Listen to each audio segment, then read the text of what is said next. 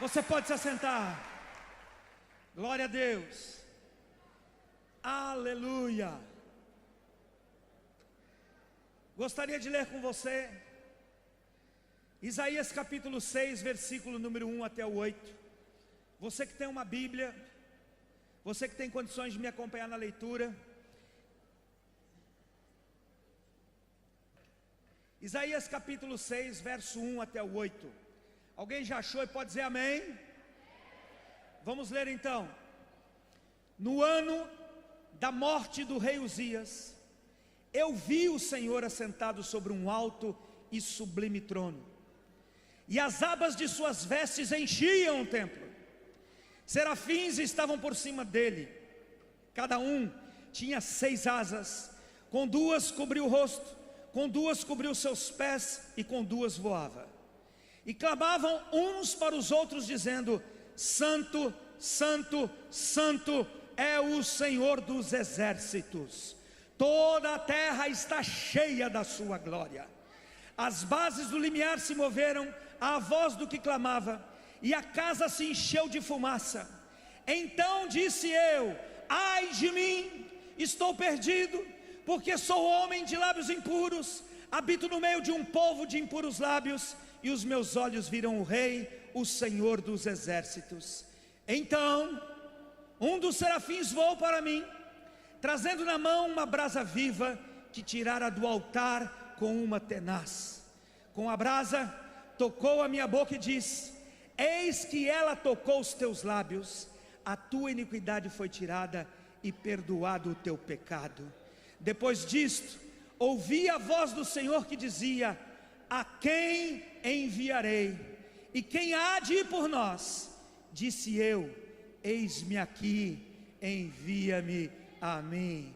Vamos falar todos juntos: eis-me aqui, envia-me a mim. Queridos, reformas são necessárias, ao mesmo tempo reformas são desafiadoras. Reformas podem até mesmo representar muitas vezes o caos para nós, podem nos assustar e pensarmos que o fim chegou. Tamanha é a obra que Deus está fazendo na nossa vida. Esse ano para mim, desde que estive em Israel, o ano que vem, já voltei esse, mas o ano passado, quando recebemos o decreto da reforma em Jerusalém, eu jamais poderia imaginar a virada que a minha vida iria dar, o que Deus iria fazer na minha vida e na minha casa. Em alguns momentos eu ficava me perguntando o que Deus quer com tudo isso, mas havia dentro de mim uma convicção de que Deus estava fazendo algo novo em minha vida, e continua fazendo. Na reforma existe uma questão que é importantíssima e que todos nós temos que respondê-la. Eu estou vendo quem nesta reforma, ou eu estou vendo o que nessa reforma? A Bíblia diz que no ano da morte do rei Uzias, Isaías deixou de ver o que e passou a ver a Deus. Muitas vezes nós somos levados a enxergar o que está ao nosso lado, o que está acontecendo, e perdemos a visão espiritual. Nada mais importante durante a reforma que nós tenhamos uma visão vinda do céu, uma visão vinda de Deus, porque ela vai fazer toda a diferença na nossa vida, no momento em que Deus estiver fazendo a reforma. Eu preciso passar pela reforma com olhos espirituais, porque se os meus olhos forem somente esses que eu os tenho desde nascimento, se eu enxergar o quê, mas eu não enxergar quem está fazendo, isso poderá tirar a minha força. Então, em primeiro lugar, você tem que saber responder para você mesmo: nesse tempo de mudança, nesse tempo de transformação, nesse tempo de reforma, eu estou vendo o quê? Ou eu estou vendo o Deus da glória que está fazendo uma obra na minha vida? Deus está fazendo uma obra na tua vida, ainda que você ache que todas as circunstâncias possam falar até mesmo mais alto do que o próprio Deus. Deixamos de ver a Deus e passamos a ver o quê? Quando as circunstâncias nos aterrorizam. As circunstâncias podem nos pressionar e passarem a nos influenciar mais do que o próprio Deus. Você fica circunscrito dentro de um cenário e você não consegue ver nada de espiritual. O que você vê é a tua saúde degringolando, as tuas finanças indo ladeira abaixo, a tua igreja diminuindo, as coisas ficando cada vez mais difíceis, e você começa a ver só o quê? Mas a Bíblia diz que a reforma se consolida e de fato acontece na nossa vida quando a gente tem uma visão espiritual. E Deus vai te dar uma visão dos céus neste encontro aqui. Deus vai mostrar para você algo dos céus, e isso vai fazer toda a diferença na sua vida. Quando nós estamos envolvidos por circunstâncias, nós corremos o risco de querer sermos práticos, e aí a gente começa a agir com a nossa própria força, a gente começa a agir com o nosso próprio braço, queremos resolver as coisas segundo as nossas armas, mas perdemos a visão espiritual. Quanta coisa pode nos envolver no que diz respeito a aspectos negativos. Saúde, eu que o digo. Finanças, muitos de vocês, eu sei que muitos fizeram um esforço tremendo para estar nesse congresso. Vieram para cá, gastando o que tinha e o que não tinha, para poder estar aqui. Nosso país passa uma das maiores crises dos últimos tempos. Repare quanta coisa a gente pode enxergar. E todas essas coisas que nós enxergamos podem nos roubar a visão do céu, que de fato fará a diferença no nosso viver. Quantas vezes enxergamos a nossa família cheia de problemas? Quantas vezes enxergamos o nosso ministério cheio de dificuldades? Sabemos dizer uns para os outros todas as nossas dificuldades, mas chegou o tempo de você poder dizer, no meio dessa dificuldade, no ano de 2016, no ano em que nós passamos por uma grande crise, no ano em que Dilma perdeu o seu mandato, naquele ano eu vi o Senhor, Ele me deu uma visão dos céus que transformou a minha vida e o meu ministério. Tem alguém que recebe isso e pode se alegrar comigo nesta tarde? Aleluia! Deixamos de ver a Deus e passamos a ver o quê? Quando nós não enxergamos saída, perdemos a perspectiva da vida, não vemos mais o futuro. Eu tenho certeza que você já foi tocado por Deus nesse congresso, e que você vai sair daqui com uma visão do teu futuro tremenda. Deus está devolvendo para você os sonhos que as circunstâncias roubaram, os sonhos que deixaram de ser sonhados. Deus despertou o teu coração e vai despertar o teu coração mais ainda, para que você possa enxergar o futuro brilhante que Deus tem para você. Deus tem coisas firmes, grandes, poderosas para todos nós. Portanto, não se deixe vencer por circunstâncias. Por todas essas razões, nós precisamos de uma visão de Deus. Isaías teve uma visão de Deus, e essa visão de Deus mudou a sua vida. E Deus vai te dar uma visão aqui, e essa visão vai mudar a sua história, em nome de Jesus. Quando temos uma visão de Deus, Deus nos reorganiza. Quando a gente enxerga só o que, a vida se bagunça e pode ser levada ao caos. Mas quando nós temos uma visão de Deus, a vida se organiza.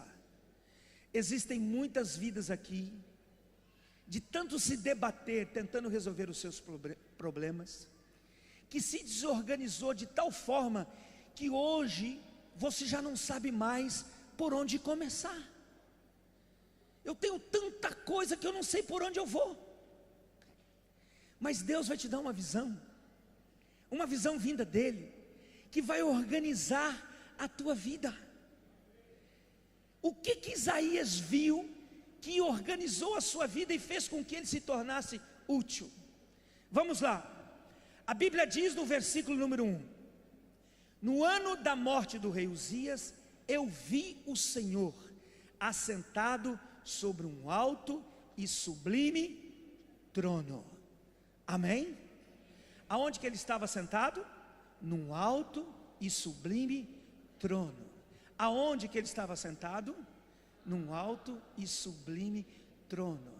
A primeira coisa que Isaías enxerga é que o Deus que ele serve é um Deus que governa, é um Deus que está sentado num alto e sublime trono.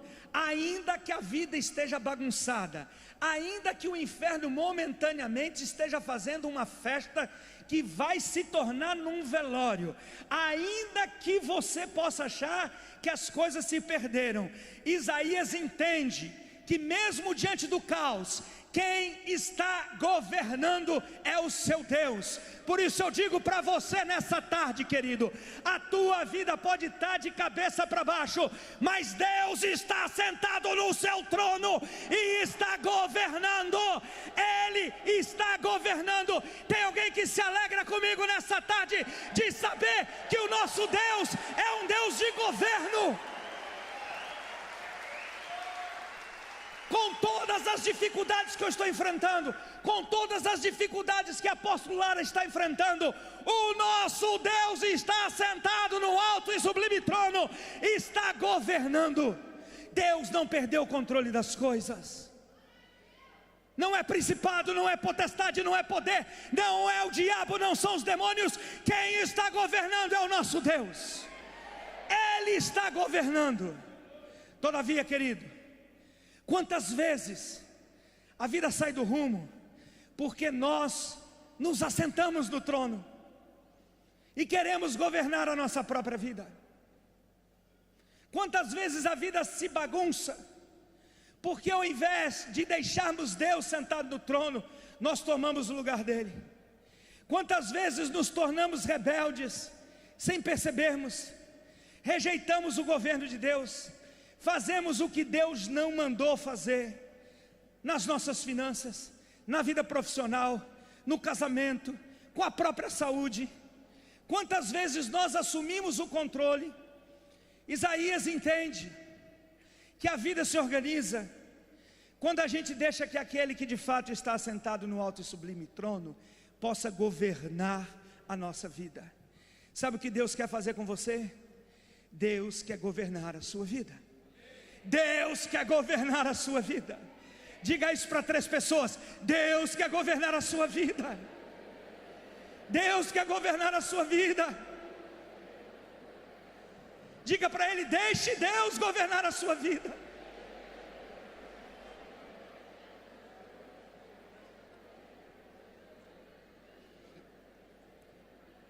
A gente faz um monte de coisa que Deus não mandou. A gente faz tudo aquilo segundo a nossa própria recreação, segundo aquilo que achamos. Vivemos como homem natural. Você não é mais como homem natural, você é um homem espiritual. É o Espírito Santo que tem que te governar. É o governo do Espírito, não o governo da tua carne. Não os teus desejos, não aquilo que você quer, mas aquilo que Deus tem preparado para você. Nós gostamos de falar que Deus domina sobre os demônios. Nós gostamos de dizer: Deus domina sobre os principados, sobre as potestades, sobre os poderes. Mas a pergunta hoje é: Deus domina sobre nós? Deus governa a nossa vida? O Deus que você serve é um Deus de governo. A nossa vida se organiza quando nós entendemos isso, que o Deus o qual nós servimos é um Deus que quer governar a nossa vida. Em segundo lugar, aí mesmo no versículo 1, a Bíblia diz: no ano da morte do rei Uzias, eu vi o Senhor assentado sobre um alto e sublime trono, e as abas de suas vestes enchiam o templo. As abas das vestes, o que acontecia com elas? Elas enchiam o templo. Elas enchiam o templo. Será que tem algum templo aqui? Será que tem algum templo aqui? Será que tem algum templo? Tem algum templo aqui para ser cheio do nosso Deus? Olha o que a Bíblia diz. Isaías compreende que o Deus que nós servimos é Deus de governo, sim, mas Ele é um Deus de plenitude. Ele é um Deus pleno. Deus não quer deixar espaços vazios no templo. Deus quer encher o templo. Deus vai encher você, meu irmão. Mas aí fica uma questão: será que tem espaço para Deus na minha vida? Como é que Deus pode encher algo que já está cheio? Como é que Deus pode encher algo que já está cheio? Quantas vezes Deus quer nos dar um novo projeto, mas Ele não encontra espaço na nossa vida, porque nós estamos empanturrados com os nossos próprios projetos. Quantas vezes Deus tem sonhos muito melhores do que os nossos, quer nos dar sonhos, mas não existe espaço na nossa vida. Eu é que sei os pensamentos que tenho a respeito de vós. Deus sabe o que é melhor para nós. O que Deus está buscando nesses dias são pessoas que abrem a si mesmas, que se esvaziam para que Ele possa encher com a sua vida. E eu gostaria de saber, tem alguém aqui nesta tarde para ser cheio dos sonhos de Deus, dos projetos de Deus, do Espírito Santo de Deus? Será que tem mesmo? Será que tem? Será que você pode se expressar melhor e dizer: Deus, eu quero isso para a minha vida, eu quero isso para a minha vida, eu quero graça para a minha vida, eu quero que o Senhor encha a minha vida. Eu sou teu templo, eu sou teu templo, Deus. Se você tiver espaço para Deus na sua vida, você será usado como nunca, meu irmão. Será que Deus tem 10% de espaço para Ele aí? Sabe esses celulares que todo mundo tem? Nesses dias de WhatsApp, que a gente recebe enxurrada de fotos e vídeos, tem hora que já não dá para ver mais. Por quê? A capacidade está esgotada. Não tem espaço nem para abrir mais uma foto. Aí você fala: ai, vou ter que deletar, vou ter que fazer uma limpa no meu celular, não tem mais espaço. Ou vou ter que colocar, quem sabe, no meu notebook, aquelas que mais me interessam. Porque você está criando o quê? Espaço para poder receber mais. Pois Deus espera que você faça o mesmo com relação a Ele. Abra espaço para Deus na sua vida. Reforma não acontece se nós não entendermos isso, que Deus precisa de espaço na nossa vida. E Deus está procurando gente que abra espaço para Ele, para que Ele possa encher segundo a sua vontade. Esvazie-se de você mesmo, querido, e Deus vai te encher. A Bíblia diz lá em 1 Coríntios capítulo 15, versículo 28. Esse é o final de tudo. É Paulo dizendo: depois de tudo, depois de milênio, depois de tudo, Paulo diz: quando porém todas as coisas lhe estiverem sujeitas, então o próprio Filho também se sujeitará àquele que de todas as coisas lhe sujeitou, para que Deus seja tudo em todos. Para que Deus seja tudo em todos. Deus quer ser tudo na tua vida. Ele não quer deixar espaço para mais nada. Ele quer ser tudo na vida da igreja. E quantas vezes ele não tem espaço? Ele quer a plenitude do seu reino, a plenitude da sua vontade, do seu domínio. Deus quer ser tudo em você. Está escrito em 1 Coríntios 15, 20. A coisa será exatamente assim: Deus sendo tudo em todos. Diga para ele assim: Deus, eu quero que tu sejas tudo em mim. Dá um aplauso ao Senhor. Glória a Deus.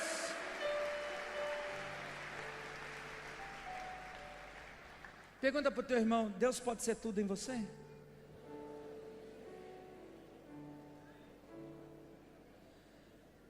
Agora, pergunta para ele: o que é Deus ser tudo na gente? Por favor, me ajuda, responda aí para o pessoal. Responde. Gente, o que é tudo? O que é tudo? Tudo é tudo. Não tem mais espaço para os teus ressentimentos, para as tuas criancices, para os teus pitis, para as tuas bobagens. Não tem mais espaço. Mas por que ele mudou? É porque agora Deus é tudo nele. Deus quer ser tudo da gente. Tem coisa melhor do que isso? Eu já falei: Deus, seja tudo em mim. Eu quero o teu tudo na minha vida. Isaías entendeu isso, que o Deus dele é o Deus que quer ser tudo. É o Deus que enche o templo, e nós somos o templo. E Deus tem espaço na nossa vida para que Ele venha com seus sonhos, projetos, com seu Espírito, para que Ele seja tudo em nós. Em terceiro lugar, querido, diz o versículo número 3: e clamavam uns para os outros, dizendo: Santo, Santo, Santo é o Senhor dos exércitos, toda a terra está cheia da sua glória. Em terceiro lugar, nós entendemos que Isaías teve a visão de um Deus que tem compromisso consigo mesmo, um Deus que não negocia o seu caráter, um Deus cujo caráter é santo. E santidade, ouça o que eu vou te dizer, não é uma questão de unção. Eu já vi um monte de gente falar assim: ora por mim que eu quero receber a unção de santidade. E eu sempre falo: vá trabalhar, vagabundo. Santidade, meu irmão, é compromisso. Santidade é compromisso. A gente quer uma mágica, a gente quer um estralar de dedos, para que Deus faça na nossa vida aquilo que a gente nem quer na nossa vida. E Ele diz: Santo, Santo, Santo é o Senhor dos exércitos, toda a terra está cheia da sua glória. Deus tem compromisso com quem Ele é. Você sabe por que muita gente vai para o pecado, volta do pecado, vai para o pecado, volta do pecado? Porque não tem compromisso consigo mesmo, somente isso. Essas pessoas não têm compromisso com elas, não têm compromisso com aquilo que elas falam da boca para fora, bradam, proclamam. Mas quando você pagar o preço de ser santo, na hora que você estiver ali por um triz, você vai ver que o Deus que compreende as suas limitações vai entrar em cena e vai te sustentar. Vai te sustentar. Porque Deus olha para você e diz assim: oh, Ele está se esforçando, Ele tem compromisso com Ele, Ele tem compromisso comigo. Eu estou vendo ali a dificuldade dele, mas eu vou preparar uma cama para ele, eu vou guardá-lo, eu vou protegê-lo do inferno. Ele não vai cair, porque tenho visto o seu compromisso. Agora tem gente que o diabo, o pecado acena, ele fala assim: lá vou eu, e vai, mas nem tenta resistir. Sujeitai-vos, pois, a Deus, resisti ao diabo, e ele fugirá de vós. Tem que resistir, igreja do avivamento. Se esforce, mostre o seu compromisso. A essência de Deus é santa, o caráter de Deus é santo. O nosso caráter tem que ser atingido, tem que ser moldado, e só acontece isso quando a gente sustenta a decisão. Diga: eu vou sustentar uma decisão de ser santo. Assuma um compromisso com você mesmo. Seja santo. Olha o que diz 1 Pedro, se não é decisão, se não é sustentar decisão. 1 Pedro, capítulo 1, versos 14, 15 e 16. Como filhos da obediência, não vos amoldeis às paixões que tinham anteriormente na vossa ignorância. Existem paixões do passado que querem nos visitar, que nos revisitam. E Pedro diz: não vos amoldeis, resistam a isso. O verso 15 ele fala: pelo contrário, segundo é santo aquele que vos chamou, tornai-vos santos também vós mesmos em todo o vosso procedimento.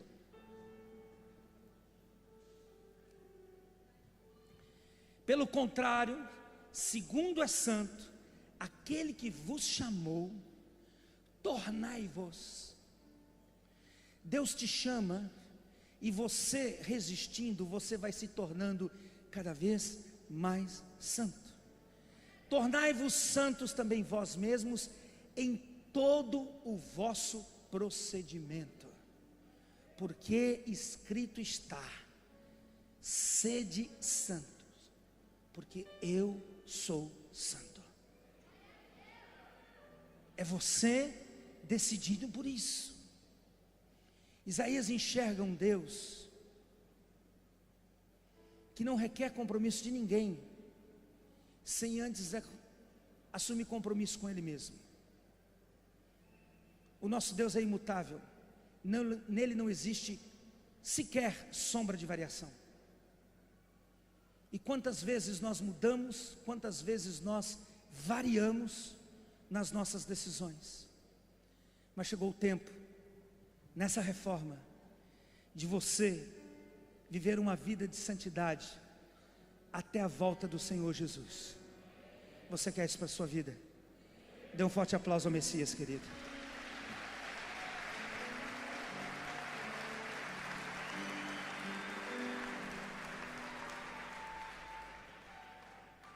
Em quarto lugar,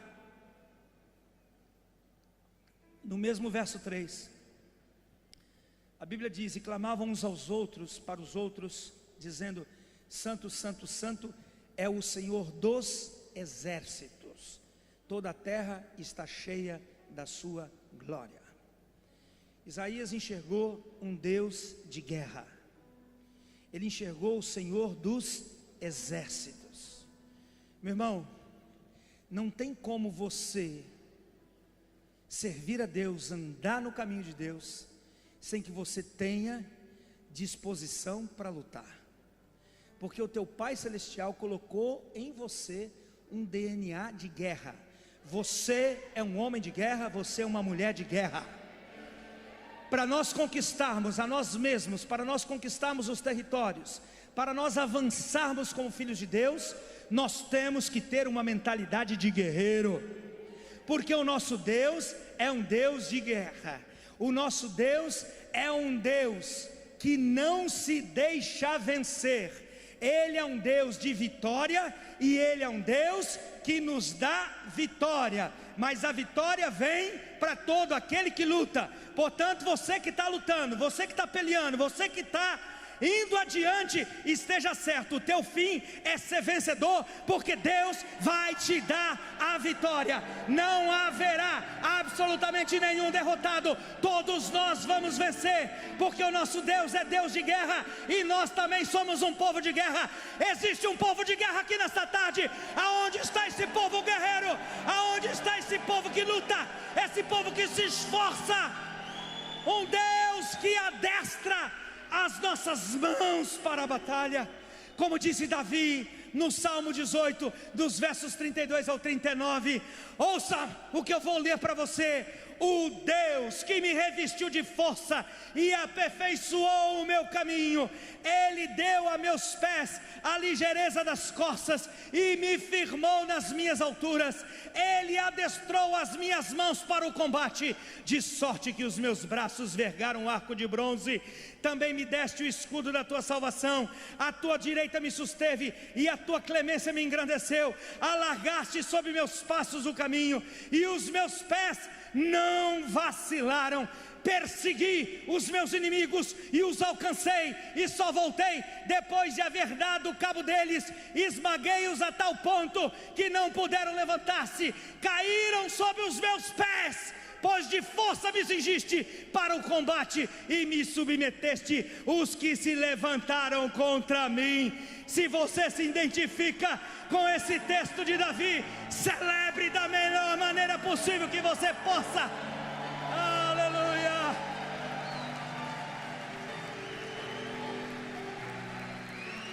Todos os teus inimigos, adversário por adversário, todos vão cair debaixo dos teus pés, porque Deus está adestrando as tuas mãos, está adestrando você. Nosso Deus é Deus de guerra. Às vezes eu falo assim: paizinho, quanta guerra. Eu não vou dizer que eu ouço Deus falando, mas eu imagino Ele dizendo: eu é que posso dizer quanta guerra. Quanta guerra, mas quanta vitória, meu irmão. Quanta vitória, meu irmão. Não desiste, luta, porque aquele que é Deus de guerra é Deus de vitória, e Ele te dá vitória, e todos aqueles que lutam confiando nele certamente alcançarão. Essa foi a visão de Isaías, uma visão até certo ponto simples. Ele viu um Deus que governa, ele viu um Deus pleno, um Deus que quer ocupar todos os espaços. Ele viu um Deus santo, que tem compromisso com seu caráter.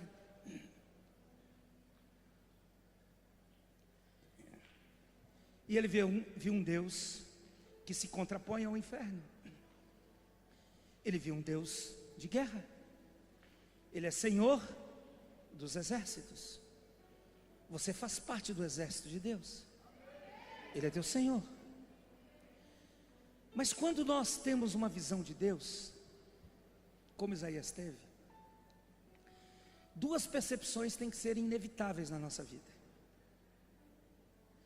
O versículo número 5 diz assim: então, depois que ele viu tudo aquilo, disse eu: ai de mim, estou perdido, porque sou homem de lábios impuros. Em primeiro lugar, Isaías enxergou a si mesmo. Quando Deus nos dá uma visão vinda dele, Deus vai nos dar autopercepção. Não existe reforma enquanto a gente não se percebe. Não existe reforma enquanto a gente não é confrontado. Não existe.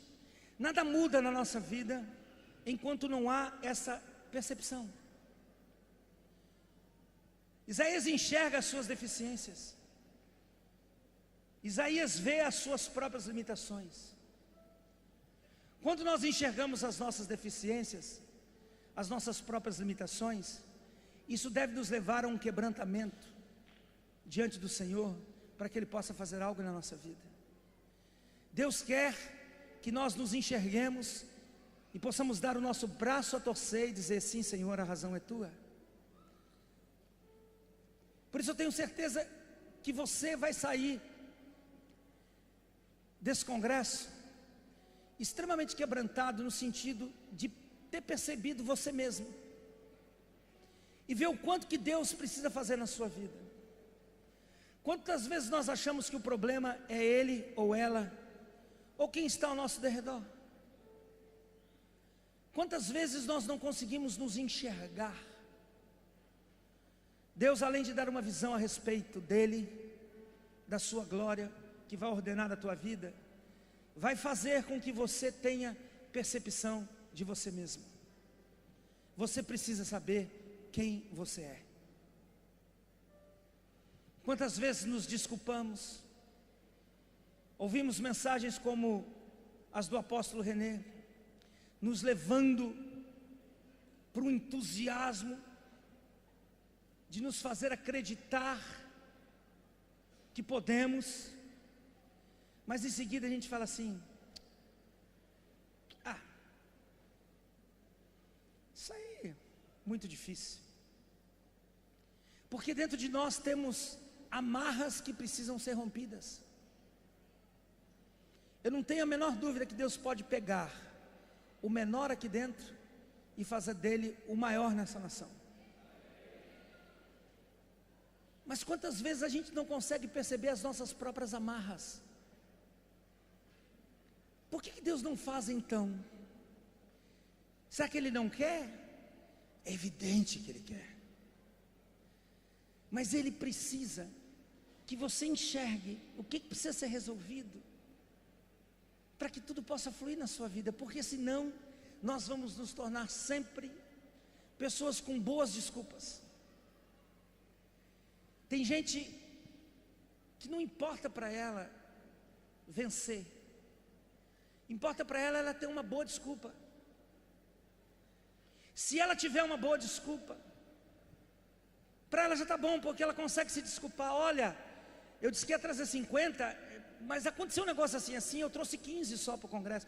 Mas viu, né, exatamente, está difícil. Ou seja, eu tenho uma boa desculpa. A boa desculpa, ela me anestesia.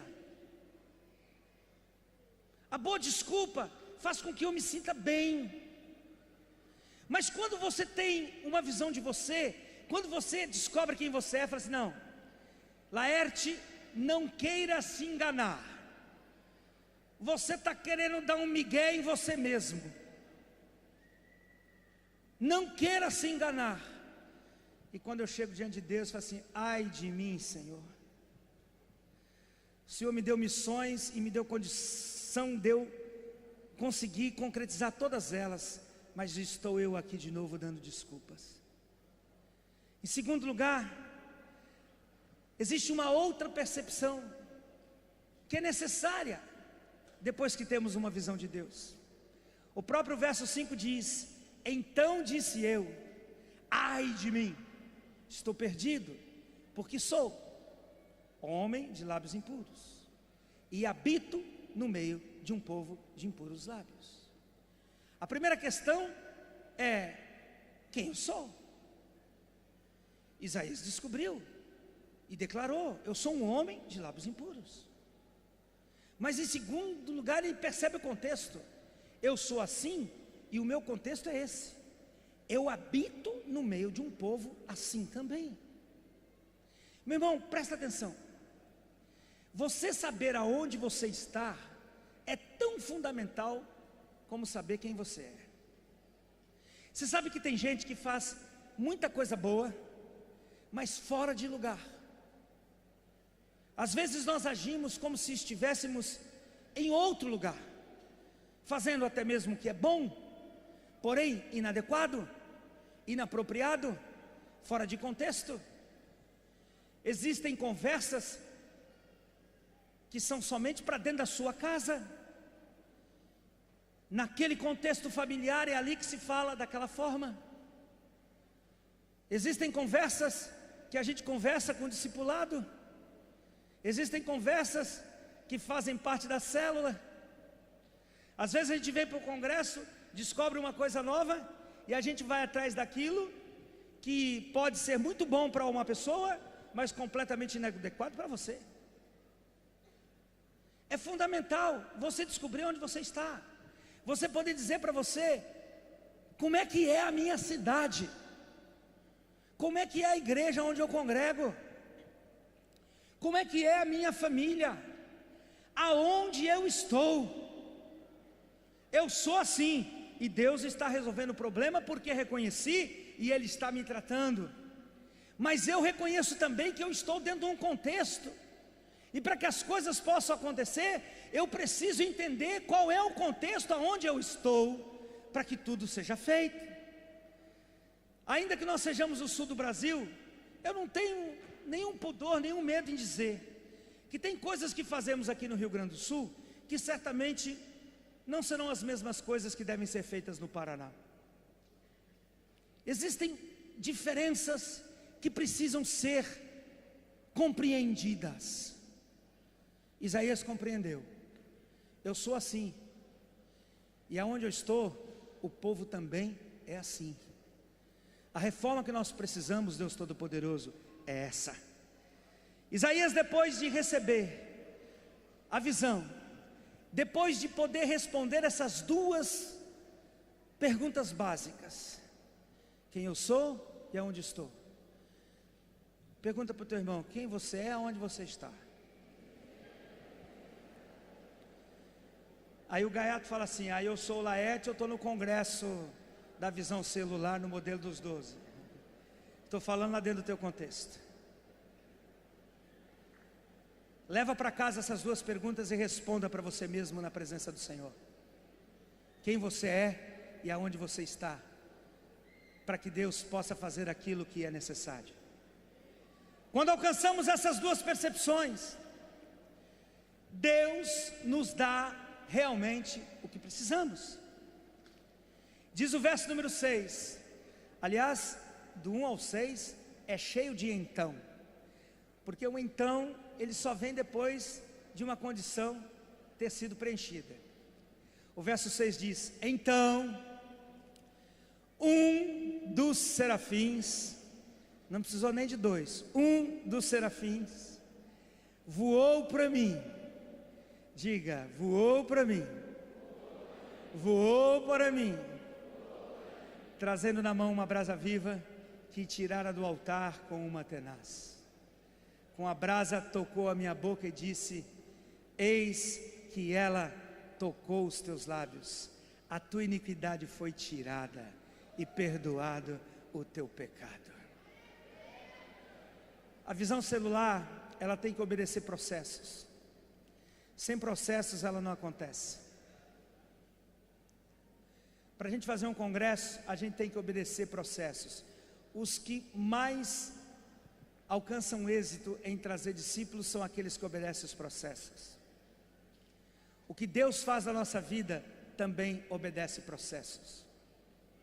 A Bíblia não diz que no ano da morte do rei Uzias, um dos serafins voou para mim, trazendo na mão uma brasa viva que tirara do altar.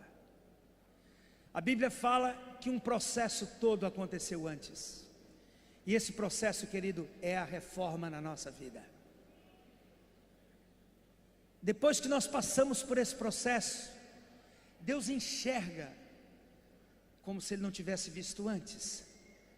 Mas Deus vem e nos dá de fato o que nós precisamos. Nem sempre o que achamos que precisamos é de fato o que precisamos. Você pode ter chegado aqui e falar assim: Senhor, o meu problema é financeiro. E Deus provar para você que o teu problema não é financeiro. Se o Senhor me der todo o dinheiro que eu preciso, minha vida fica uma beleza. E Deus mostrar para você: não é isso, filho. Teu problema é outro. Ainda que Ele venha e solucione o teu problema financeiro. Muitas vezes nós tratamos a febre, mas a gente não sabe qual é a razão da febre. Às vezes um problema dentro de casa nada mais é do que uma febre, é um sintoma de uma coisa que vai mal dentro do casamento. E a gente olha para a febre e acha que ela é a doença. Ela não é a doença, ela é o sintoma. Então você pode ter chegado aqui conhecedor de vários sintomas, sem saber de fato o que está acontecendo com a sua vida. Mas nessa noite, nesse dia que ainda vai terminar, Isso é mau hábito de pregador que só prega à noite. Nesta tarde, entrando pela noite, pela madrugada, ainda que Deus não deixe você dormir, você vai descobrir e Deus vai dar de fato o que você precisa, e aquilo que está atrapalhando a sua vida vai ser retirado. Eis que ela tocou os teus lábios, a tua iniquidade foi tirada, vai ser tirada, vai ser tirada. Aquilo que está destruindo a sua vida vai ser arrancado pelo poder de Deus neste tempo. Meu irmão, não se contente em saber que você está com febre. Você precisa ser de fato curado, liberto dos pés à cabeça, para a glória de Deus Pai. Responda quem você é, aonde você está, enxergue quem Deus é, e Ele vai prover para você o que de fato você necessita. Se você se alegra com isso, dê um forte aplauso ao Senhor.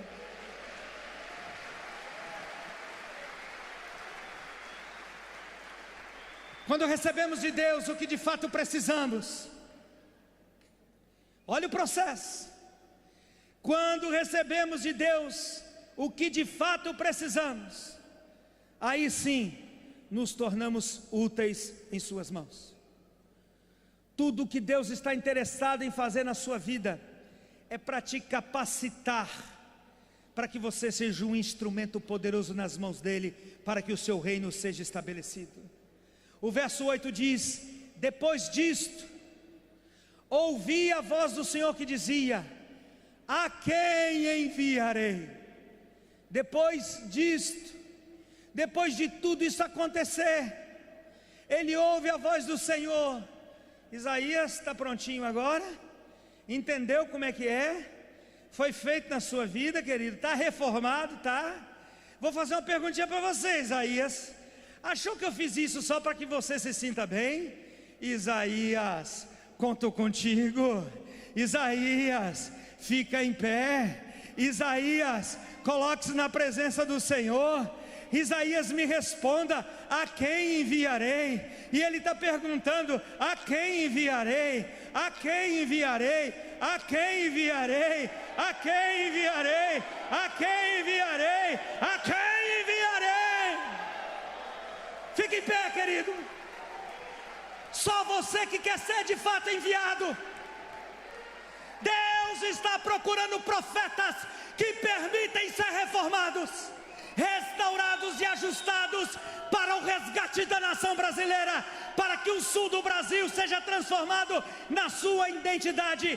Aonde estão os dispostos a passarem por tudo isso e serem uma bênção nas mãos do Senhor? Aleluia! Louvado seja o nome do Senhor. Levante a